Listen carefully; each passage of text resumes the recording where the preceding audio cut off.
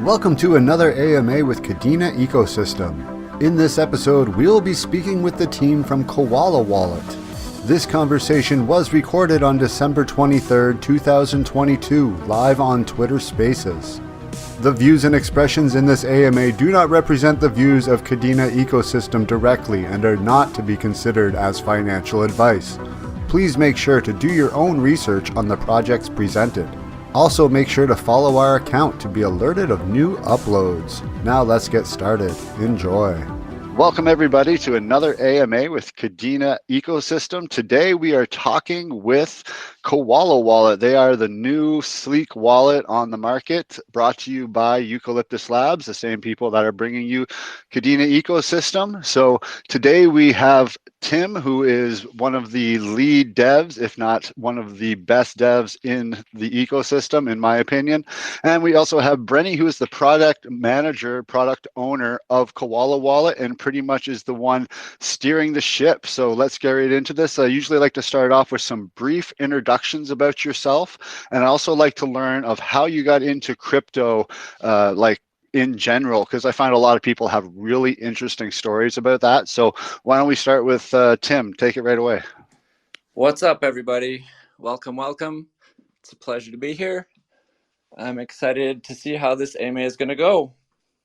Yeah, so my name's Tim Moulter. I'm 43 years old. I was born and raised in Wisconsin. Long story short, I now live in Germany. I've been here for over 10 years.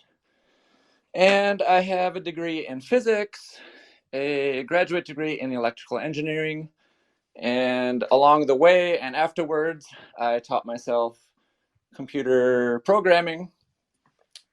In the beginning of my career after university, I was a hardcore Java developer with a whole bunch of other languages sprinkled on top. Now, these days, I'm less of a Java developer, and if I had to pin myself to any language, these days it would be Dart. How I got into crypto? So I'd say, back in 2011, I was reading a Reddit article, and that's where Bitcoin popped up into my life.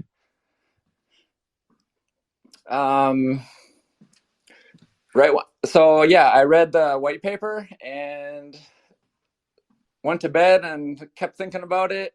In the morning, I thought, this Bitcoin stuff, this is definitely the future. I was really excited about it, and I subscribed to the subreddit right away. I think I was like around the 3,000th subscriber or something. So not quite super in the beginning, but compared to what it is at now, it's probably over like 3 million or something. It's pretty close to the beginning, I'd say. And I kept my interest up and started looking into some of the open source projects that were in the Bitcoin space. And I felt the need actually to create my own open source project in the Bitcoin space. So I created the now popular, it's pretty popular, it has over 3,000 stars on GitHub. It's called Exchange. And we have a Java interface to over 70, I think now, different exchanges out there. So a lot of people developing smartphone apps, especially in Android, can use this library still today. It's still being contributed and maintained by me to integrate exchange data into their application, but not only exchange data like prices and stuff like that, order books, but also being able to place orders and get the account information and stuff like that. I also contacted the open source developers of one of the first Bitcoin wallets way back in the day called Multibit. I'm curious to know if any of our listeners have ever heard of that, but it was one of the first ones. And actually, my exchange library got integrated in there to display Bitcoin prices back then. I think they were worth like $8 or something, which is pretty ridiculous thinking about it today. I also played around a little bit with some other ideas and services, kind of hobby projects. I created a website called karmaads.com. It was a way that people could anonymously upload a like 200 max character markdown snippet, which would define their ad, and they would post some Bitcoin to an address that I would give them. And I think I charged 0.001 Bitcoin per impression. So people would then go to the website and download this snippet of code in JavaScript for the ad and put it in their site. And every time someone went to their website and the ad was shown, I would basically decrement a counter against that person's balance. So the longer they wanted to be shown, the more Bitcoin they had to send to the account. Besides that, I made another website that showed market data, because back then when I created Exchange, the only exchange really that existed was Mt. Gox, and I thought their price display data was kind of crappy, so I made like a better version, and I used my Exchange library for that too. Yeah, and ever since then, from back then until today, it's been over 10 years, I've been drawn to cryptocurrency projects, and for the last 3 years now, I think, I've been doing it professionally, full-time. So, yep, that's my story. That's I've known you for a while now, Tim, and I've never heard that whole story. That's quite the extensive background to think that you were that early in the game. But I found that a lot of the people who were that early in the game were already into programming. Like it was majority, it was a programmers that were getting into it. So it's just crazy to think that you found it that early, got into it, and you could see the writing on the wall as soon as you read the white paper. Yeah. That's just really cool to hear that. Now you said that this exchange code that you made, is it being used that you know of by any of the larger exchanges that you make? Like, do you know any of the names of the exchanges that are using it? Well, this is a library not that exchanges would use themselves. This is a library for application developers to tap into data that's available on exchanges through the exchanges APIs. So it's like a... So besides... Go ahead. It's like a convenience layer of code between your application and, say, Mt. Gox or Coinbase. That's so cool. And then it's been just take off from there and just never looked back, and just that's it. Crypto is what you want to do, eh? Right. I created the first couple modules, Mt. Gox, and then Kraken, and I think there were a couple other, I think, what was it called? I forget. Now long defunct exchanges. But then people started contributing code. Someone wanted some other exchange in there, so they contributed the entire implementation for the entire exchange. And these days, I'm basically just managing PRs and making sure, the ship is sailing down a straight path. Awesome. Brenny, let's go over to you, and let's hear your story. I know that it probably won't be as extensive as Tim's story because you're a younger pup on the block. So let's hear how you got your kick into crypto. I always find these stories so fascinating. Yeah, thanks, Chris. Yeah, so I'm Brenny. I'm the product owner for the Koala Wallet. I'm responsible for overseeing and directing the progress and holding all the different sections of the team together. I've been in crypto for probably around 8 years now. After I originally got in at high school, me and a friend had both heard of it, probably year 11. I don't know what that translates to you guys in America or all over the world, but this was when I'm 14, 15 years of age. We'd purchased some Bitcoin, didn't save the private keys, and that's because it was just pence back then. So lost them, then fell out of love with it. Then around 2015, 16, I read about it again and got back into it, realized how much of an idiot I was for not being so great with my security back when I was young. And yeah, been part of a huge crypto wallet for probably 4 years before moving and taking the jump to join Eucalyptus Labs, the greatest jump of my life, really. And now, yeah, just plodding along, doing all things crypto that I can.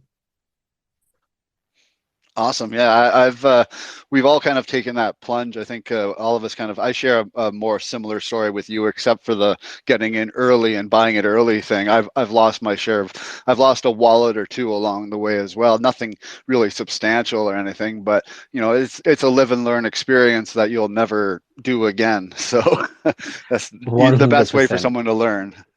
For sure. 100%. So let's dive now. Yeah, let's dive now into the wallet itself. So, what made Eucalyptus Labs want to build a wallet?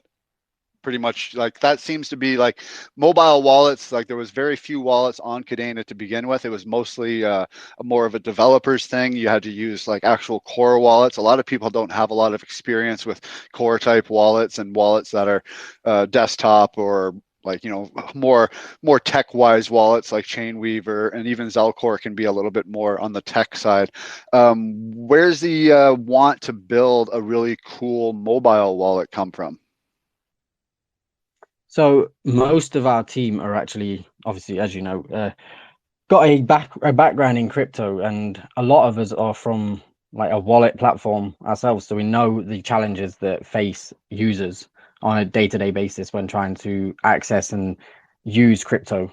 So like looking at Kadena, there was nothing really amazing out there for new users, and we decided that we're going to put our knowledge and experience to apply it to our own products to give users some place that they can feel safe because they are safe, and they can have a beautiful interface to interact with a complicated blockchain.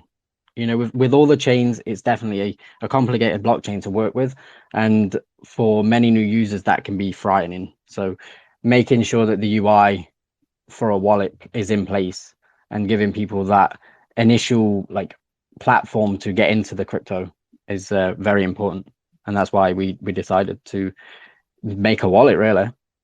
And I might add, from a personal point of view, why would we make a wallet? Well, because it's fun. I'm a type of person who really loves to learn, and when I'm in a situation when I can learn, then that's when I'm the happiest. But a wallet is the perfect challenge, in my opinion. It involves lots of fun things to learn, like cryptography, BIP 393244, address generation from a seed, integrating ticker prices, tying into my exchange thing, indexing of blockchain data, ticker history, balances, signing and sending transactions, UI, UX, cross-platform, stuff like that. NFTs, dApps, swaps, everything that's interesting in cryptography. The wallet is, in my opinion, essentially the center of all those things. So it's a great place to develop. For sure. Now, since this is a wallet that's specific to Kadena, and Kadena being such a particular different beast as compared to some of the other blockchains out there, what did you guys find as being the hardest hurdle for building a wallet for Kadena? Since I know, of course, I know the experience that we come from, but like a lot of the other chains that we've worked with have never been something that's kind of this broad in the way it's built out. What was the hardest development hurdle to get over for the initial release? Do you want me to take that one, Brenny? Sure. Either you can take it. Go on, Tim. Go on, Tim. Okay. Well, let's see. The hardest thing about it, well, I'd say unexpectedly, the data flow between the back end and the front end. I didn't think it would take as long as it would, but it ended up being quite the challenge. There's a lot of moving parts in a wallet. You have ticker prices, transaction histories with pagination, and then new transactions coming on the blockchain that have to be appended to the top of that list. Kadena has its extra complications, I would say, as well, because of cross-chain transactions, which is quite unique in Kadena. The way that I understand it, you have this across chain, you actually send like a burn transaction, and then there's the second half of the transaction is minted or mined, I should say, on the chain that you want to send it to. So to get the backend to figure all that stuff out, all the uniqueness, all the unique things about Kadena, get that all figured out on the back end and get that displayed on the front end was quite challenging for our team. For me personally, it took a lot of time to understand the limitations of the vulnerability attack vectors of a wallet. I've never built a wallet from scratch before. And one of my main responsibilities was to make sure that it was going to be a secure wallet, because an unsecure wallet is pretty much a big fail. So for me, that was something new that I had to learn, and it's a broad space to cover. There's lots and lots of attack vectors that you have to take into consideration, from the cryptography to the cross-platform deployment, the different security measures that Android has compared to iOS, and eventually web and desktop. And to make sure all that is covered was, for me, I'd say, probably one of the biggest challenges. And as a sneak peek, we had our app security audited, and the first report came back, and it's really positive. And there'll be more news coming out on that soon, though. So.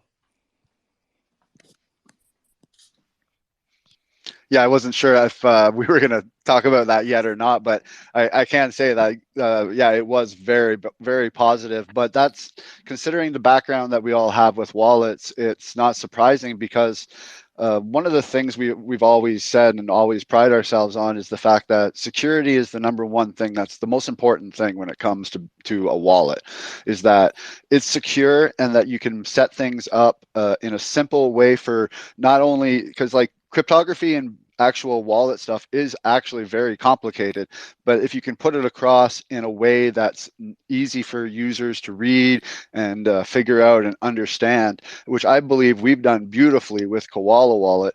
There's so many awesome screens and stuff like that, which is because we have such amazing designers. I'm sure Brenny can speak more on that, but like what was the kind of want when it comes behind pushing out a wallet where it's not only very sleek and elegant, but it's also educational and it's also very secure? Let's talk about some of the things that we're doing differently from the other wallets out there that we kind of feel like should almost become industry standards. There's a few things when it comes to wallets that are definite 100% do's and definite 100% don'ts when it comes to security, especially when it comes to mobile. So let's talk a little bit about what Koala Wallet is doing that kind of sets them out from the crowd. From like an education perspective, we are trying to educate users as they go along using the wallet about the security. It's in their hands, really. They take full control of their assets. And so at first we prevent screenshots of any like recovery phrases, any sensitive data screens. There's also no option to like copy your phrase to your clipboard, sorry, because it's very insecure. But we did hear feedback from the community saying that we should allow them to have an option to screenshot their phrase if they so wanted. Many of them will understand the security implications of it, but that didn't stop us from writing up an article to explain that and make sure that point gets across, that once they disable that, that's down on them. That's nothing to do with us. We've educated them as much as we can, and ultimately the security is in their hands. So yeah. For sure, that is one thing that I believe when it comes to wallets is high importance, that people understand that, especially with non-custodial wallets like this, they are the 100%, completely all fault is really on them. They have to make sure that they responsibly back up their phrases, that they make sure that their pins are not like 1, 2, 3, 4, 5, 6 or something stupid like that. If people are doing that, please please stop. go reset your pin right away. Do not use simple pushes like that. And people should be just understanding that, they have to take, that's what crypto is really all about, is taking responsibility and taking control of your funds and your money and your life, really, in a way, because people see right now, the way the economy is going in the world, you're seeing just how much money really controls your life and can control your world. And the more control that you have over it, the better. So let's go back to a little bit before the release of Koala Wallet. We did a beta. Now, a lot of betas, when people hear like, oh, they're doing a beta of an app, they usually just have to download it through an app store and then send in like emails, or right through the app store, you can write your reviews for the beta test and stuff. What did we do different, and why did we choose to do it differently? So right from the get-go, we decided we wanted to be like personal with our users. We always have been, coming from like support of an old wallet. We know that like direct contact with users is what makes them feel like safe themselves. They can have direct contact with all of our team is what happened with Discord. We decided that because we can manage all of the beta testers into smaller groups, and we assigned like parts of our team to each group, including like Kobe, the CEO, Angelos, Michelle, Tim, myself, you, Fernando. Basically, all of our team were there. We was all interacting with every single like beta user, taking on their feedback, and that gave us an opportunity to really like listen to the feedback and try and implement as many great suggestions as we could.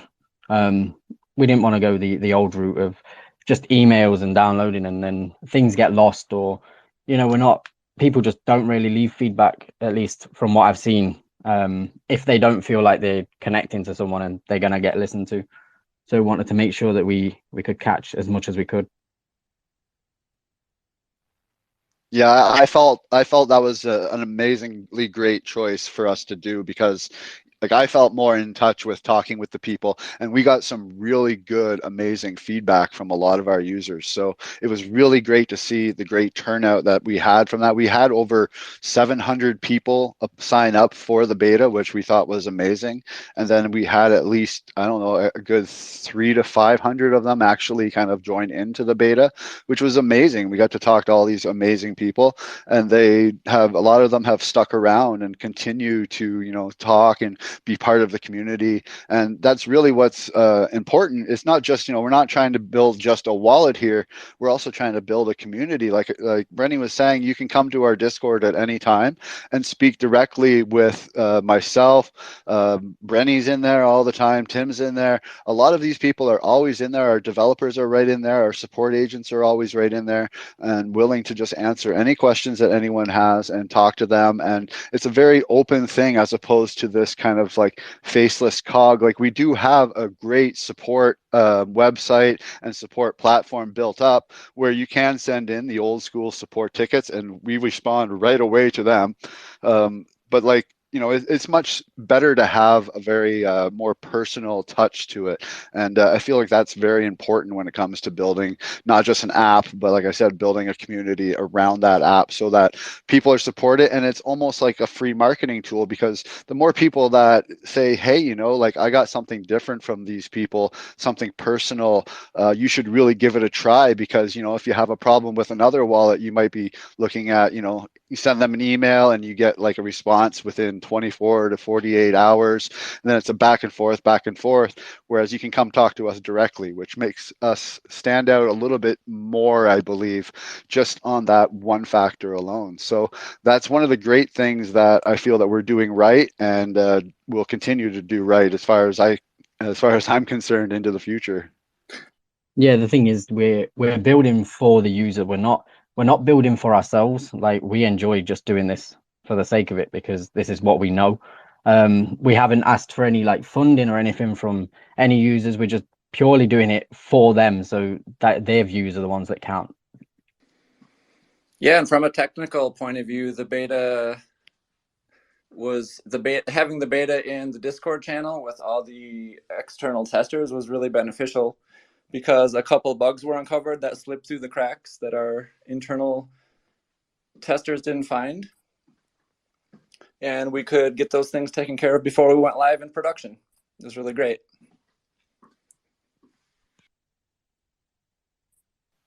Yeah, it was super beneficial and definitely something that I recommend anyone listening that's building any kind of tools or any kind of dApps or anything like that. Start a Discord community, get people in there, get people talking, because the more eyes makes lighter work. Many hands make lighter work. So it's always best to have more people. So going back to the wallet itself, and what's a little bit different about us is one thing that some people have noticed is that we're choosing a 24-word phrase as opposed to what a lot of other standard Kadena wallets use as a 12 phrase.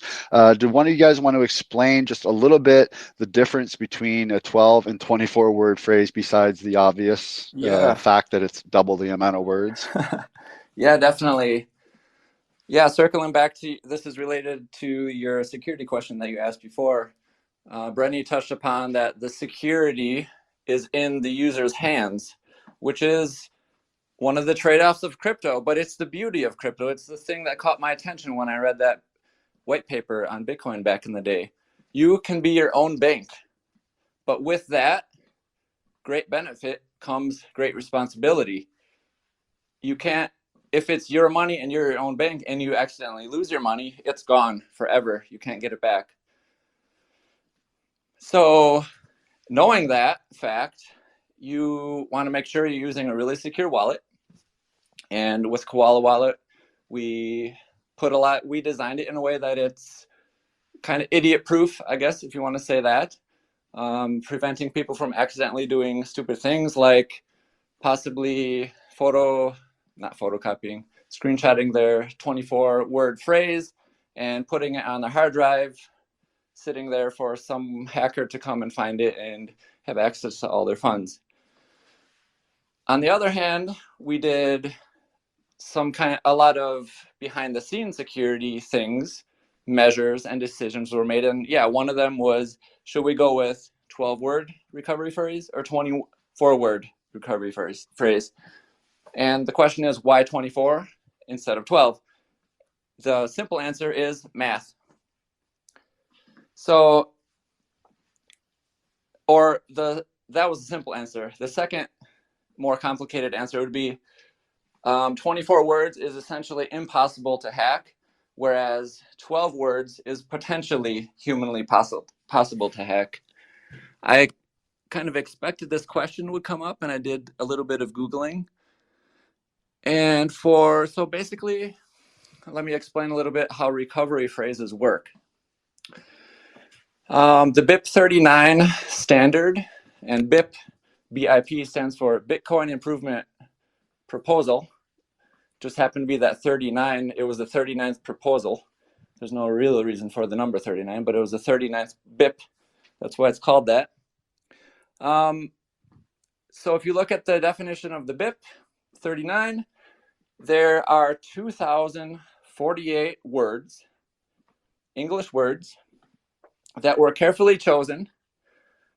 And from these 2,048 words, 12, 15, 18, or 24 usually are picked.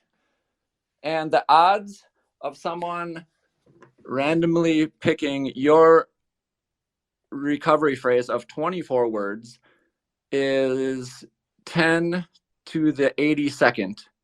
And just to give you some idea of how big of a number that is, the number of atoms in the universe is 10 to the 78th.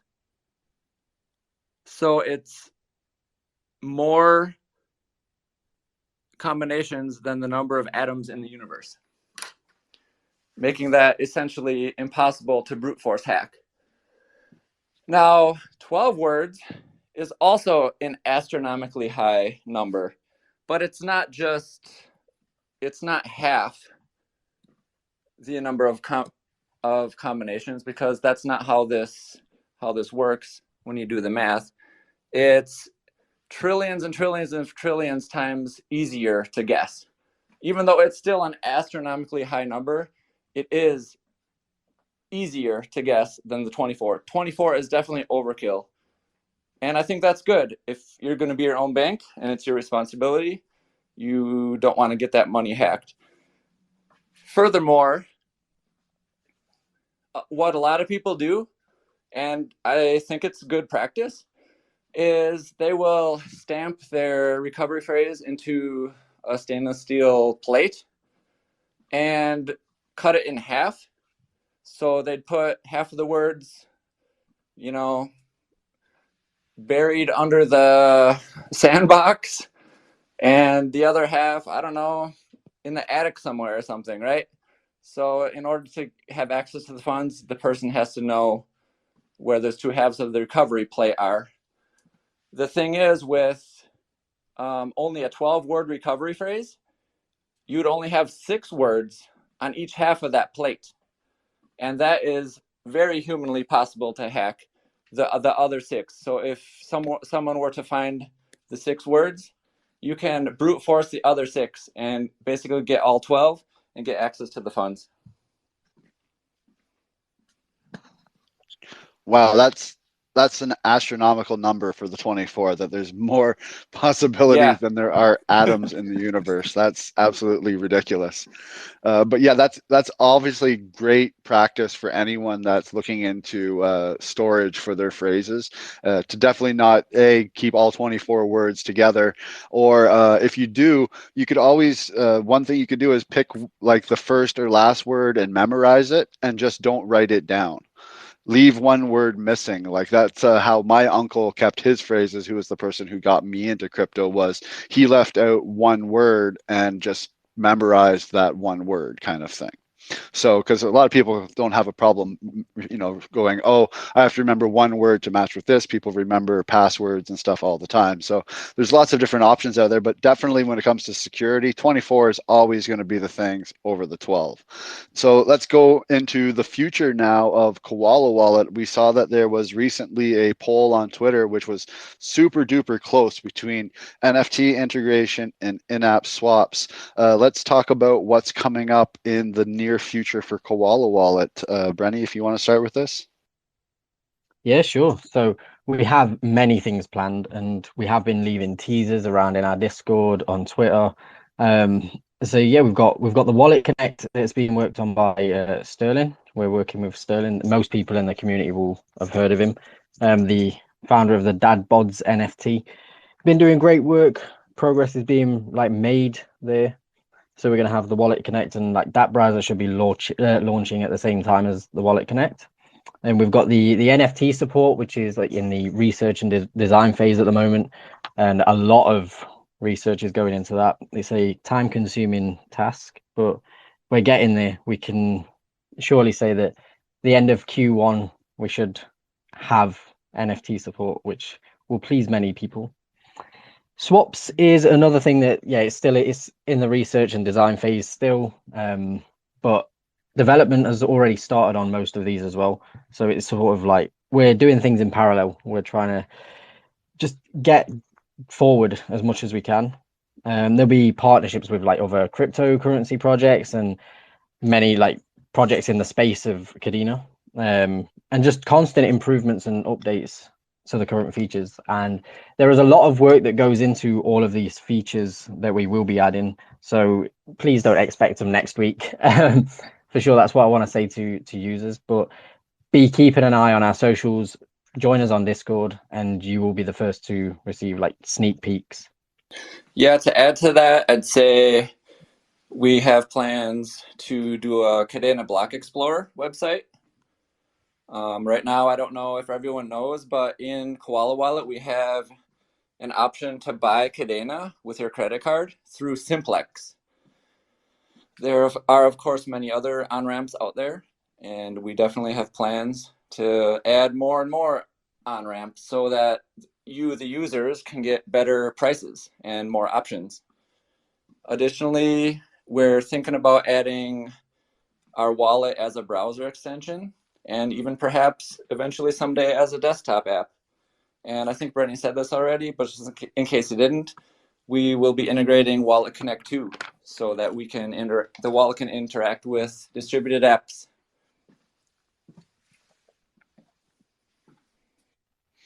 Awesome. Yeah, there's so much that we can do with this wallet and so many places that we can take it. And it's such a great design that I find. It has such a great flow. And I feel like one thing people don't understand when it comes to creating a wallet like this, that even we are learning along our ways, is all of the little nuances that go into it. You have to realize that, you know, if to add a new feature also involves, we have to figure out every screen that's involved with that feature, making sure that all the buttons work properly and are properly spaced, that things line up, and that the touch sensors are all proper. There's a lot of little tiny nuanced steps that go into developing something that's like this. But luckily, we found some amazing back-end designers and devs that are just pumping it out and just building all of these amazing things, because you know the back end code is one thing. You got to make it look pretty on the front. I don't know if either of you guys want to talk maybe a little bit about our designers and just all the amazing work that they do.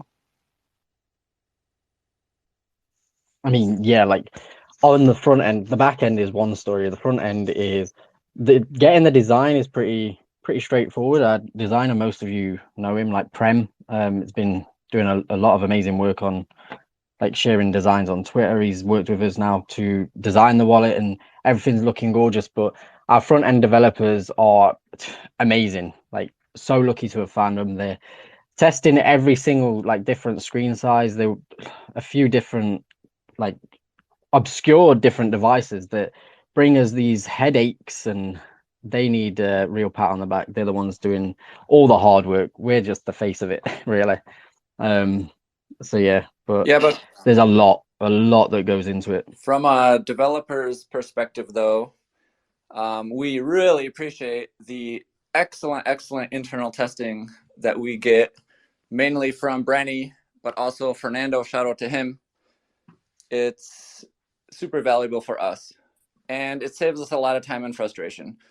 As a developer, we can, you know, fix a bug or implement something according to some design, and, you know, build an alpha and have you guys test it. In fact, everyone on our team tests our alphas and betas and gives feedback, which is such a blessing for us as devs, I must add. I've every time I see a new update available, I'm always downloading these alphas and stuff that we're putting out and testing, and that is a huge part, is the internal test and just making sure that, you know, nothing gets broken, nothing, because you know you never know when you're adding new features or adding new this, new that. Sometimes it can cause other things to kind of get a little bit wonky. So we have some amazing testers in-house, and one thing that we don't really talk about too much is the support side of things and how important the support is. If you guys haven't checked it out, you can also go to support.koalawallet.io, which is the support website, and there's a lot of really amazing articles that Fernando has been writing and taking care of that not only explain how the wallet works, there's also some just talking about how Kadena works and things like that. And so it's not just a place where you can go and, you know, troubleshoot your issues with the wallet, which is another thing that is also available there, problem shooting guides. And you can also, if you want to, submit a ticket right directly to us, and we will gladly respond and help with that. But the website itself is really amazing, and support is such a big part of wallets, especially when you get into some bigger wallets. Like, try getting support for MetaMask or try getting support for Trust Wallet. You're just not, you're going to be waiting an email game for like maybe in some cases months, because it's just although they are of course different beasts when it comes to wallets, but like it comes down to just providing that extra step. And there's so many great things that we're also doing now. Some of you may have seen that we have been putting out little support videos too, showing you how to do things in videos. And if you have watched any of those videos, you may have noticed or recognized the voice coming from Brenny right now as being the voice of these videos, and Fernando has been making them himself. Let's go into a little bit about the support side of things, and how we're going to be moving forward with support, and just how important it really is to our wallet. Yeah, so our support side of it is, as we said earlier, our main, like one of our main focuses is making sure that our users are also educated, not just on wallets, but on Kadena in general. So, like a lot of our support materials go in depth, and there are specific articles for features on Kadena. There's going to be many more articles, more videos coming. So if there's anything that anybody actually wants us to, like, anybody's got any suggestions of what we could upload or create, then hit us up. Just let us know, and we'll see where we go. But we're going to take it to the next level and make sure that our support guides are sort of helping onboard people to Kadena. Really, if we make it easier for people to find all this information, they're going to stick around with us because we know our stuff and we're happy to provide it to them for free. Yeah, both Brenny and I know what running a support team is like, and how it can be both some of the most fun and entertaining times, but at sometimes also some of the most infuriating and frustrating times. Because you got to realize when people come to go for support for a wallet or something like that, you're talking about usually people's money, people's livelihoods, and some people come just really, really mad. And another thing that, like, we can only, as support people, I always said to people, like, you have to understand, the wallet is just an interface with the blockchains themselves. They're not actually holding any funds. Your money's not in the wallet. Like, a wallet is kind of a weird term for something that doesn't actually hold funds, because usually that's the meaning of a wallet, but it's more of just, like I said, an interface between the networks. And people need to realize that they're taking all of that work into their hands, and they need to understand exactly how it works. And we're trying to provide, like Brenny said, articles that detail this out, and not only just how our wallet works, but there's also stuff about how just in general, how wallets operate, and then also more Kadena specific stuff. So it's great to see moving forward that we're continuing this ethos that we've always had, that support is, it goes security, and then support and community are the most important things when it comes to the wallet, and will be, as far as we're concerned, moving forward forever. So hopefully, like I said, we can keep building upon this and just building it out, and just can't wait to see where the future goes. Now, I did hear Tim mention earlier extension and desktop may possibly be coming in the future.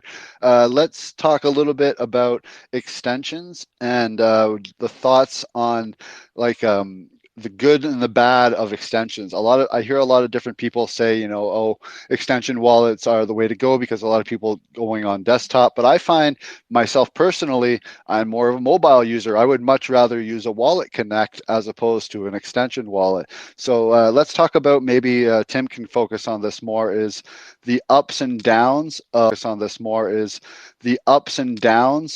extension versus mobile. Yeah, for me, I think I'd agree with you. I'd also personally rather use a mobile app for a wallet. I just have more confidence in the security of it, I think. Some of the challenges of the extension are, I'd say, security. That's something I still have to look into as the person in Koala Wallet responsible for the security. That's going to be one of the first things that we're going to do when we're considering this. Actually, we've already started. Now, another challenge is going to be the UI and the UX of the extension. When you have an app running on a cell phone, you're tapping it, you're sliding it, but on a computer, on a browser, you're using a mouse and a keyboard. It's a different type of interface. We did predict that we were going to want to do an extension in the browser. So way back in the beginning, before we even wrote the first line of code for Koala Wallet, we had to decide on what framework we're going to use. The questions were such as, should we write native Android? Should we write native Swift for iOS? Should we use React Native? and taking into consideration that we wanted to have it run on iOS and Android and as a browser extension and also possibly desktop, we decided that the best course of action would actually be to use Flutter. And that's what we ended up using. And we're pretty happy with that decision, definitely. It's been a really good experience. It has surprisingly produced a very quick, reactive, and snappy user interface on the cell phones. I'm really impressed by it, I must say. And from a developer's point of view, I'm really impressed by the documentation and the amount of updates that are pumped out, both to Dart and all the Flutter frameworks. It's a really open source friendly environment, which is great. What else can I say? Yeah, just in summary, it's going to be a feature that we come out with hopefully soon, in the next couple months, and it shouldn't be too hard because we decided to go with Flutter, and I think we can reuse a lot of the code, and hopefully, depending on how much tweaking we have to do to the user interface, we'll figure that out as we go forward. It won't take too long. Yeah, Awesome. Sorry, Go ahead, Brenny. I just want to add that, and from like a marketing and like just user general like perspective, the extension will be able to bring Koala to many more people who do not currently meet the minimum like mobile OS versions that we support, which was completely secure, like a security decision. So yeah, we're just happy to try and bring Koala to as many people as possible in the space. Yeah, and some people prefer mobile apps, some people prefer the extensions, and some people actually prefer the desktop. And another advantage of picking Flutter is that with the same code base, you can deploy to desktop as well, Mac OS, Windows, and Linux. It's great to hear that that kind of thought process was started at the beginning, because you don't want to just pigeonhole yourself into something that you can't grow out from.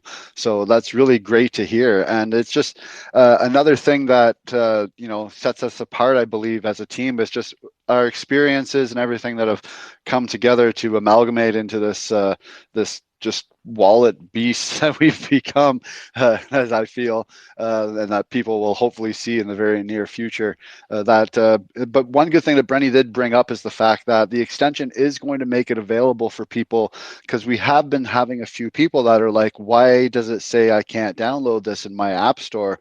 And that, for people that don't know exactly why, it's because unless your operating system on your phone is either Android 10, or do we have a minimum for iOS? Is there an iOS minimum? 15.7. iOS 15, yeah, 15.7. 15. So unless you have 10 on Android or 15 and above on iOS, you're not going to be able to access, unfortunately. Sorry, Chris, to jump in. It has to be 15.7 minimum for iOS. Okay, perfect. Yeah, they have so many updates that their numbers are kind of weird. But yeah, so this is going to open up a whole opportunity for those people who are like, oh, I don't want to have to go buy a new cell phone. It's like, well, if you have a computer, you can be able to get the extension wallet. So that's really great to hear that, we're moving forward. We're not just sticking with just a mobile app. We're going to be branching out. And I can't wait to see where we go from here. So let's end this out. If anyone listening would like to come up and ask any questions, feel free to send in a request to speak. I will pull you on up, and you guys can ask away. I don't know if maybe our faithful leader, Kobe, wants to maybe say something, or some of the other team members I see in the chat, but I know I, for one, was very excited to do this AMA. I love showcasing all the great people that we have working together and the great products that we're building. So I want to thank, obviously, Brenny and Tim for joining me here, and hopefully it wasn't too hard for you guys. I know you're more back end as opposed to upfront talking people, but I think both of you guys did an amazing job. Thank you. Thanks. It's been great. Yeah, thanks for having us. It's been awesome, and thanks for everyone that's tuned in. For sure. Like I said, so if anyone here listening doesn't already have Koala Wallet downloaded, hit it up in your app store. It's available, like we said, on both Android and iOS. Go check out the website as well. Also check out the support website, read through the articles. Lots of really great work and hard work has been put into those. And make sure to hit up our Discord, follow our Discord, join our Discord. We're all in there. The whole team is always usually watching in there and talking. So you can excuse me, you can talk directly with the developers, and sometimes even Kobe, our CEO, is in there hanging around, chatting it up with people, as well as Michelle, our amazing community managing lead. She's amazing and she's always in there posting amazing gifts and things like that. So make sure you guys join it. It's lots of fun. We're always open to chat and always open to talking to people. So thank you guys again very much for joining us. Make sure you guys go and download the wallet today, give it a try out, and make sure you guys leave a 5-star review if you can. It'd be very much appreciated. But again, unless anyone has any final questions before we wrap up here, again, thank you, Tim and Brenny, and hopefully we can come back sometime in the new year, once we got more stuff out there, and do this again, because it's been lots of fun.